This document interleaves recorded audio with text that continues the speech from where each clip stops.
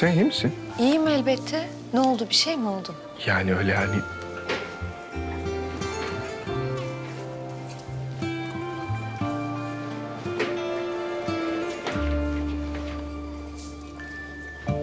Hakan hocam. Leyla. Eğer kolunda bir sorunun varsa ve bana bunu anlatacaksan anlat. Ama onun dışında bir şey konuşmak istiyorsan sus.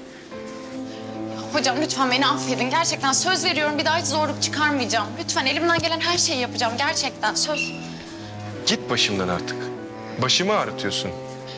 Hocam gitmiyorum. Gitmiyorum. Siz beni affedene kadar da peşinizi bırakmayacağım. Gerçekten yaparım bunu. Gerçekten. Ne yaparsın? Yalvaracak mısın?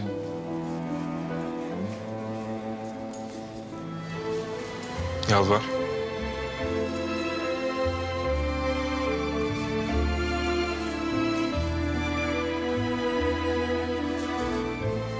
Yalvar. Hocam lütfen. Her seferinde yalvarsan da karşında sadece bir duvar olacak. Ve o duvar sana hiç cevap vermeyecek. Başladık mı yine ağlamaya? Ağla ağla. Yaptığın en iyi şey zaten.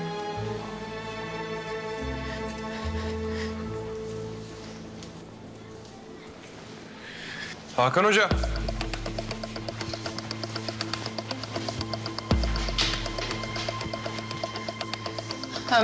Ömer. Leyla. Karışma. Hakan Hoca bunu hak etti.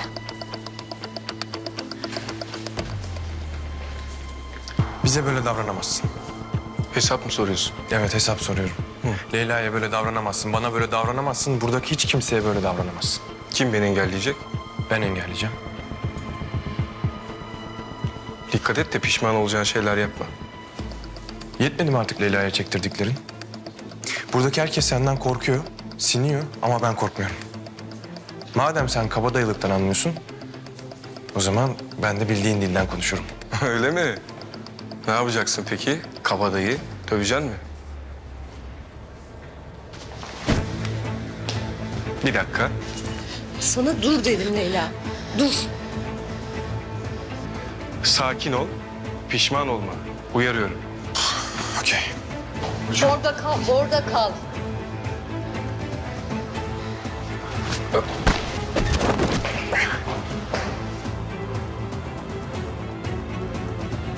Yapma.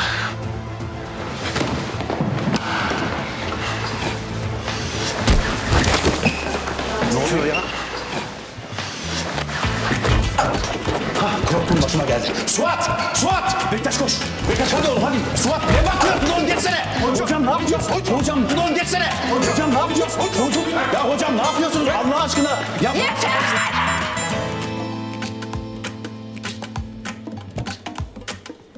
Kesin artık! Ne yapıyorsunuz beyler? Kendinize gelin be! Hastane burası, hastane! İşte o yüzden bu arkadaşın hemen kapı önüne koyulması lazım. Böyle doktor mu olur ya? Hakan! Yeter artık! Biraz sakin olursa. Sakinim ben. Yürü be Mine. Mine kasırgası. Daha önce de gelmişti başımıza. Her 5 senede bir olur. Ve Mine'nin en çekici olduğu anlar bunlardır. Allah delirttiler Mine ablayı. Kesin artık ya! Kaç gündür bu çocuk acil serviste didiniyor biliyor musun sen? Dişine tırnağına takıp çalışıyor. Görebiliyor musun? Biliyorum ama... Göremezsin ama otellerde gezdiğin için. Şimdi biz bu konuyu... Ayrıca buranın konusu değil... Övmüyorsun, yerme bari. Yapma bir şey.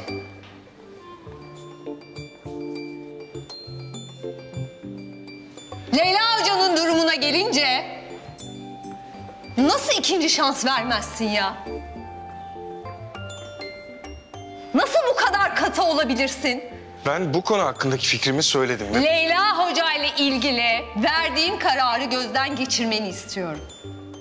Şimdi böyle zorlayarak... Lütfen Hakan Hoca, Verdiğin kararı tekrar gözden geçir. Bittim ben. Yırttın sen. Turgut Hocam daha kötü olmaz değil mi? Yahu beni duymuyor musun? Geçmiş olsun. Yırttın sen. Ne oldu bu iş? Ah Memine. Hazır başlamışken şu Erol Bey'in ameliyatını da sıkıştırsaydın araya keşke. Bu konu bu kadar kişinin içinde konuşulacak bir konu değil. Bunu evet olarak kabul ediyorum. Evet olarak kabul ediyorum.